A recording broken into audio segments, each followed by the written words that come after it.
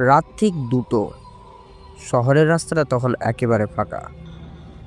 হঠাৎ দূর থেকে অ্যাম্বুলেন্সের সাইরেন শোনা যায়, কিন্তু শব্দটা কেমন যেন অস্বাভাবিক ছিল। মনে হচ্ছিল কেউ ডাকছে। একটা পুরনো মরচে ধরা অ্যাম্বুলেন্স ধীরে ধীরে আমাদের কাছে এসে থেমে গেল। আশেপাশে কোনো হাসপাতাল নাই, ড্রাইভারের সিট ফাঁকা, তবু ইঞ্জিন চলছে। পেছনের দরজাটা নিজে থেকে খুলে যায়।